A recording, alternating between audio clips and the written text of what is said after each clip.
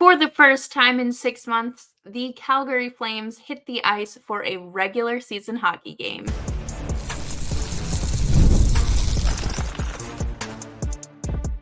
You're Locked On Flames, your daily podcast on the Calgary Flames. Part of the Locked On Podcast Network, your team every day.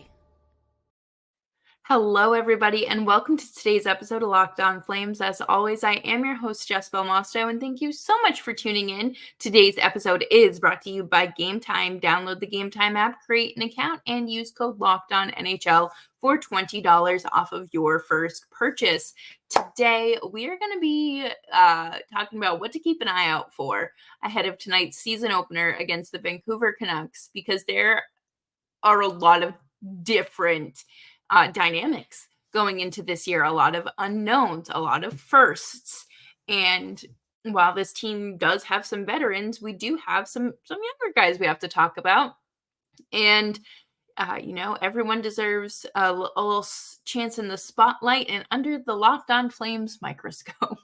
But thank you so much for tuning into today's episode. Make sure you are subscribed wherever you get your podcasts, as well as on YouTube. We are here for you Monday through Friday, 5 days a week. Your Calgary Flames every day. It feels so good to have like regular season hockey back.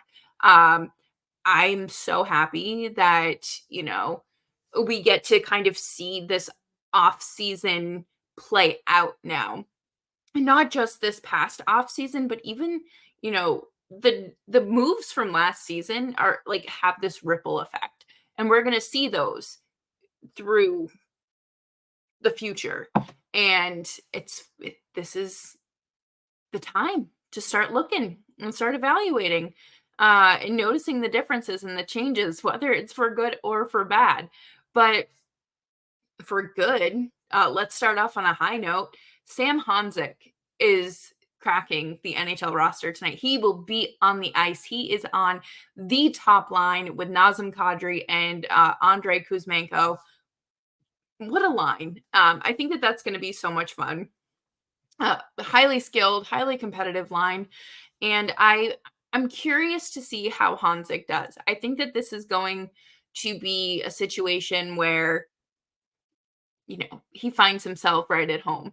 And whether that takes, if that's from the first shift or if it takes a little bit to kind of settle in there, it's going to happen.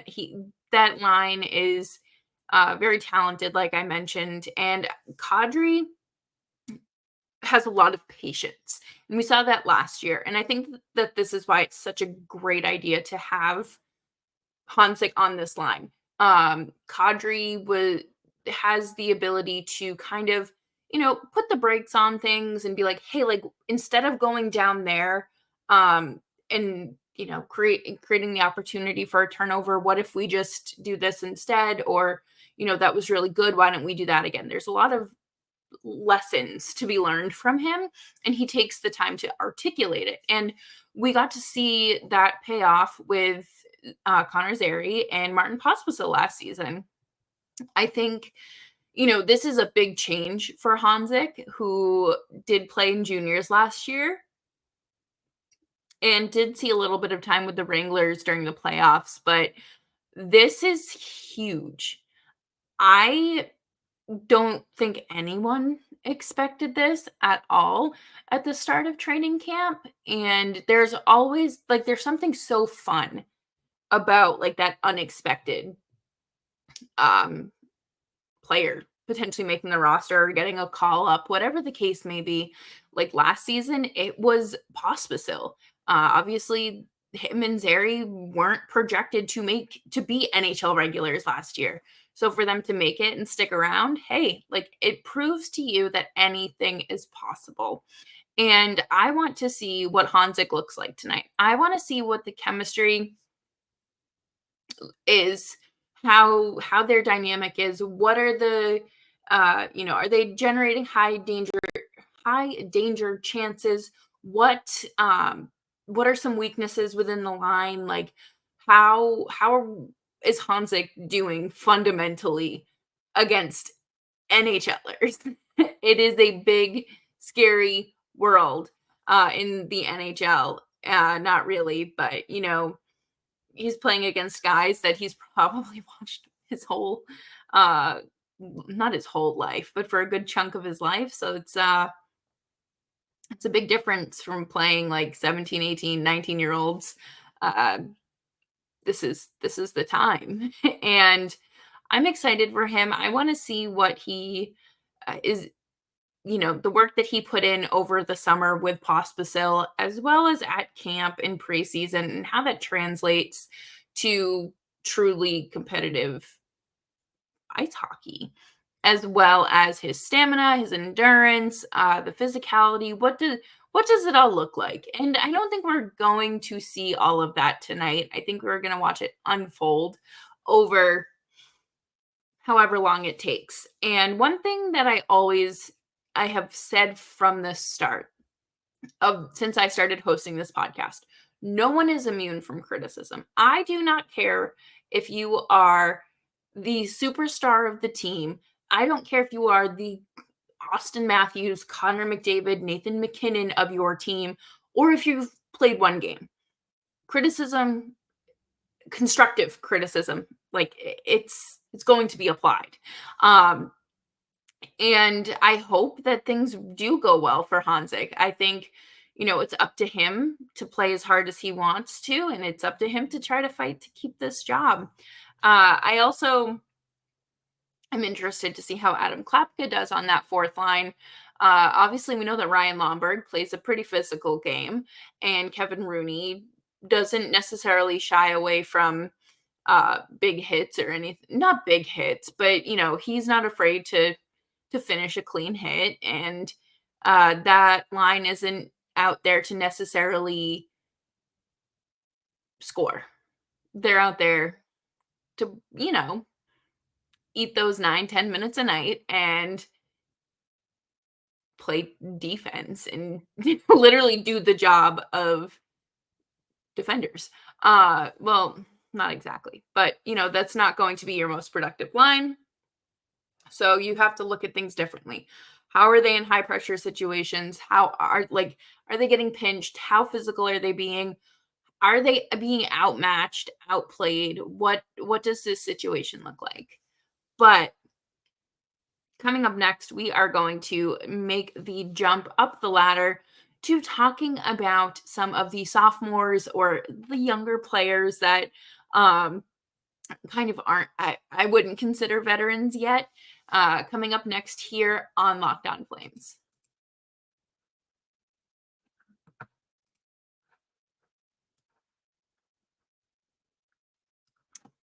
Game Time is the app, the go-to app for your live event, concert, ticket purchasing. Game Time has a new feature called Game Time Picks that makes getting tickets for your favorite live events even easier. Game Time Picks filters out the fluff to show you only incredible deals on great seats so you don't have to waste your time searching through thousands of tickets. I love that. I think that that is so simple and so easy and just so helpful when you're trying to buy tickets to whether it's a concert, a theater show, comedy show, heck, a sporting event like a hockey game. You have the best seats picked out for you right there. I have used Game Time to go to a Flames game against the Islanders last season, and the all-in pricing feature, super helpful. All I had to do was toggle on this feature, and it showed me the total upfront with no surprise fees at checkouts. It was so refreshing. And you can get a panoramic view from your seat in the app before you buy. And my favorite thing is your purchase is covered with the most flexible customer service policy in the ticketing industry. Take the guesswork out of buying tickets with Game Time. Download the Game Time app, create an account, and use code LOCKEDONNHL for $20 off of your first purchase. Terms apply. Again, create an account and redeem code LOCKEDONNHL for $20 off. Download Game Time today. What time is it? Game time.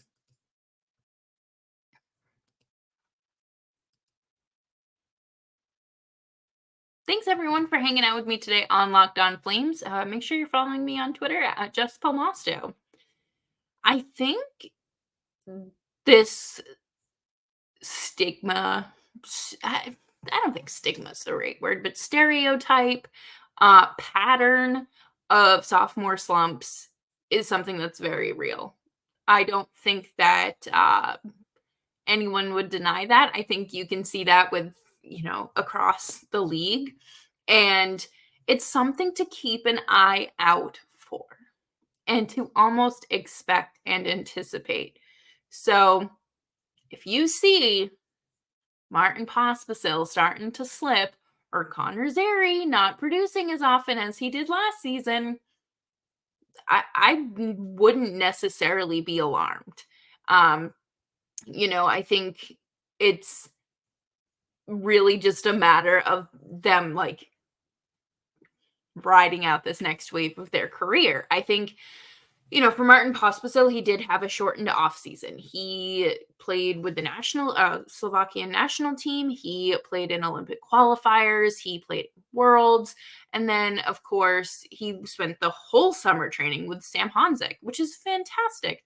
And just like I said for Honzek, I want to see that hard work translate to in-game stuff. One of the biggest changes, I would say, ahead of this season is Martin Pospisil playing center.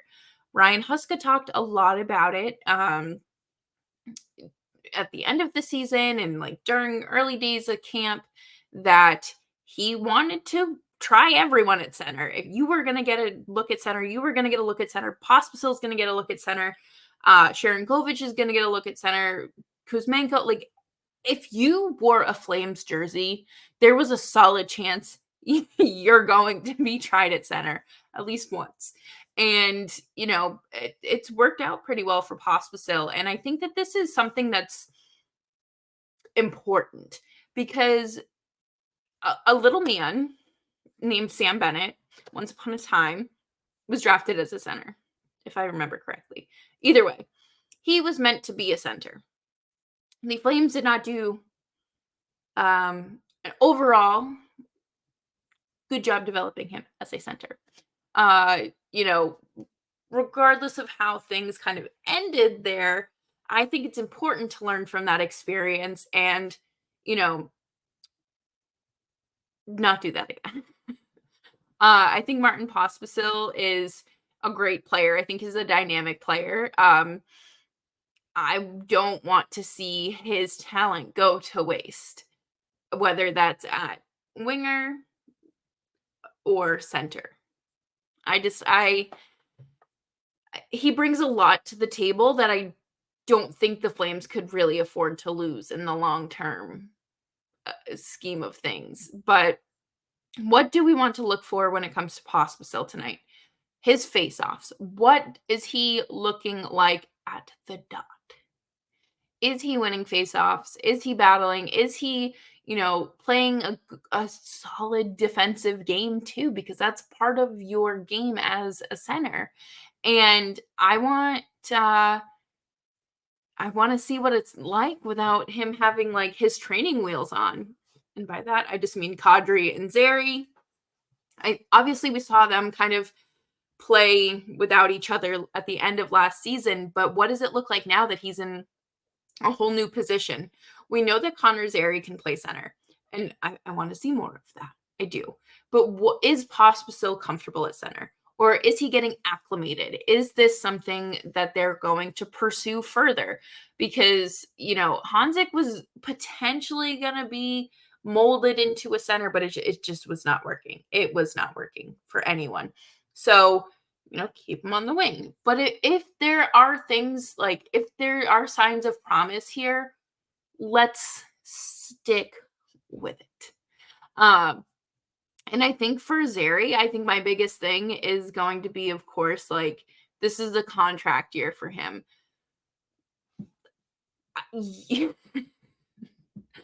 I think he's going to have a better season than Pospisil. I do. I think that he obviously had a longer off season. I think that he also carried his momentum further and more consistently through the end of the season last year. I thought that, we would see more of Zary at center And we very well could. Tonight's only game 1, and there's 81 after that. So, there's still plenty of time ahead of this season, and I just want to see how these guys look. Zary's gonna be on a line with Backlund and Coleman. That's a pretty good line, and I wanna see how he fits in, Obviously, the Mangiapane, Backlund, and Coleman line was something special for a few years, and, you got decent production out of it, but you also got really good two-way hockey, and is this something that is going to mesh well? Is this something that's going to continue? And, helping Zary build up his two-way game, chef's kiss. I love to see solid, well-rounded two-way players. I'm not a scout, but if I was, that is absolutely something I would look for. I am very intrigued to see how they're all looking. Obviously, earlier this summer during Worlds, Pospisil did get banged up a little bit. It was very early in the off season, um, or at least I'm telling myself that because it feels like it was forever ago. Um, and it seems to, have been long enough to where, uh, you know, anything that he was dealing with is well past that. He's well past that. But I do wonder, is there anything bothering any of these guys? Is there anything? Is there anything that could possibly be getting in the way for them to be performing at their best level? I'm curious. I am very curious because I think that this team, like these players that are coming in, and they're setting them up for success one way or another, whether that's putting them on a line with um Kadri, um and like I said, having those training wheels, or you know not being rushed to the NHL. I think that's, this management is doing what they need to do. And it's nice to see, and I hope that they continue this. And I think that, the fruits of their labor are first, like Pospisil and Zary is kind of like that first group of, the kids that are going to show, again, fruits of their labor. Like, it's going to pay off, and you're going to see their hard work and management's vision come through with this. But coming up next, we're going to wrap up the show talking about the old geezers and, what we need to watch for tonight, or what to just keep in mind when watching them, because I feel like so often, I find myself doing this. I just yell shoot the puck at the television, but there might not be a reason to shoot the puck. So let's take a deep breath ahead of the season and try to think critically.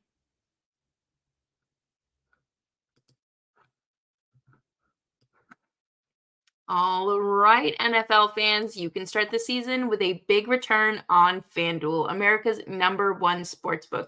So when you get a hunch in the middle of the game, you can check out the latest stats, view live play-by-play, and so much more on the same page where you place your bets. Tonight, ahead of the Flames game, your four-leg same game parlay looks a little like JT Miller, anytime goal scorer. Quinn Hughes has 2+ shots on goals. Brock Besser with 3 shots on goal, or Nazem Kadri with 4 shots on goal. Why not?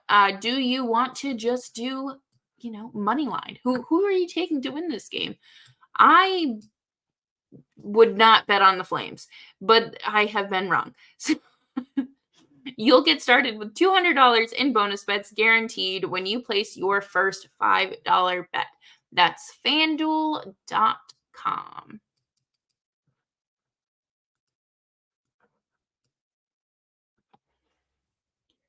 Thank you, everyone, for hanging out with me today on Locked On Flames. Make sure you're subscribed wherever you get your podcasts and on YouTube. Here for you Monday through Friday, 5 days a week, your team every day. So Friday's episode is going to be pre-recorded because your girl is going to be on her way to Calgary. And I'm very excited for that. Looking forward to it. I'm kind of nervous. I've never flown in Canada before, so it's I don't know, just adult things, I guess.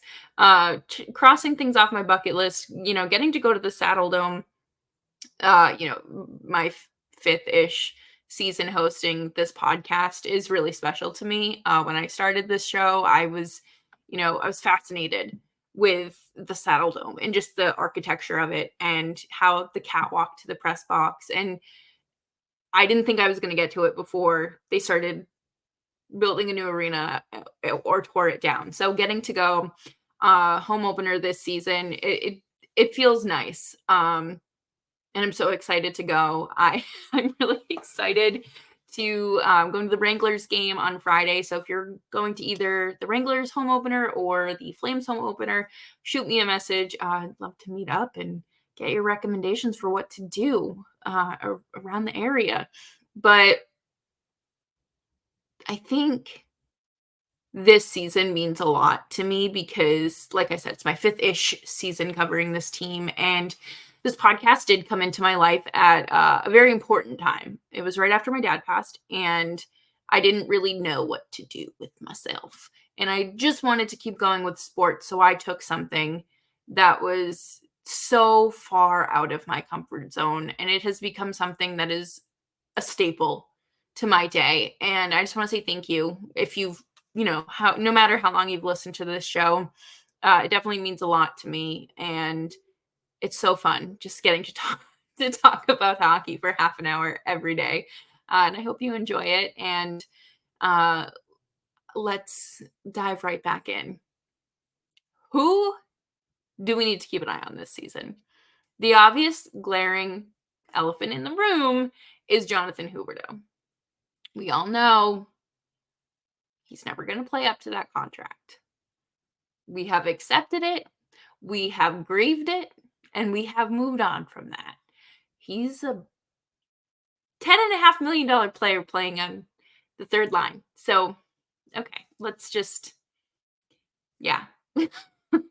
I'm very interested to see what he does this season. I think, it took Blake Coleman 3 seasons to get acclimated and, start really producing like himself again. So maybe with this being Huberdeau's third season, we'll start seeing something similar. Patterns are kind of my thing. So let's hope that this also repeats itself. We can't have another stretch where he goes almost an entire month without a point. We can't do it. It's so unacceptable for most players, but especially your highest paid player. I hope he has a good season. I really do. I want what's best for him and what's best for the team, really. Speaking of, I guess, former Panther, another one, Ryan Lomberg. We are just collecting Panthers left and right. My goodness. Or we're trading them to the Panthers. And yeah. So Ryan Lomberg had a shortened off season because he did something. He was part of a team that won a Stanley Cup. Woohoo, celebration, congrats. No, but no seriousness, Ryan Lomberg, I think, is the epitome of a Calgary Flame. Undrafted, free agent signing, and then went on, played with Calgary for a little bit, went on to the Panthers to win the Stanley Cup. Now he's back. So, I think it's true. Like, hard work pays off. And I think that that's like a great message to send to a lot of these younger guys coming in. You need to take your lumps and face that adversity, no matter what it is, and learn how to play through it and get through it. I want to see how he looks, just in general, like not, completely under the microscope, like, oh, what's going on here? Why did he do that mechanic instead of that one? I don't care. I don't really care about that. But I want to see is he being physical and putting the team in on the PK? Because we know how Zadorov was. We know how Blake Coleman is, like the frequent flyers to the penalty box. And I know that Lomberg does play a more physical game. So it's interesting to see, how that's going to translate from Florida to here. I feel like Florida just like also just had more physical players in general. And like it wasn't just Lomberg. But anyways, wow. Yeah, no, I'm trying to think who else. Radko Gudas when he was still a Florida Panther, just sitting on people like they were furniture. What a guy. Now he's a captain. Again, anything is possible. So my next players are Mackenzie Weegar and Rasmus Anderson. I think that Mackenzie Weegar had a fantastic season last year, offensively and defensively. You put up 20 goals, scored a hat trick, and blocked over 200 shots. So I would say that he needed a nice offseason to rest. He was a little bit banged up at the end of the season there. And I want to see how he comes back. He's going to be playing on the top line with Miramonov, which I think is going to be a good fit. I don't hate that at all. I like seeing players play on their natural side. So Mackenzie Weegar and Rasmus Anderson being split up is not necessarily a bad thing. And Rasmus Anderson last season was coming back after being hit by a vehicle while on an electric scooter. And he did have some pretty significant injuries with that accident. And then, this season he's coming in hopefully well rested and had well over a year now to recover from that. But also we do have to unfortunately acknowledge that he did lose his best friend, one of his best friends and former teammates over the summer. And that is something that's going to impact his season. I wish I didn't have to say that. It sucks. I don't enjoy talking about it. It hurts. So, I think it's important to remember the human element for all of these guys, but especially the ones that had long-term relationships and friendships with Johnny Gaudreau. But yeah, how does Rasmus Anderson look on the power play? Can he just shoot the puck? Can he shoot the puck? Because that was one of the most infuriating things last year was his overpassing. I swear to God, for every time I said shoot the puck at him, an angel gained their wings. I'm telling you. Like something happened because I said it far too much and he never listened to me. But maybe this season will be different. And that'll do it for me on today's episode of Locked On Flames. Thank you all so much for tuning into today's episode and making the show part of your day. You can follow the show wherever you get your podcasts and on Twitter. And I will be back tomorrow with some game, some happenings, recap of the game, and looking forward to the home opener. Bye-bye.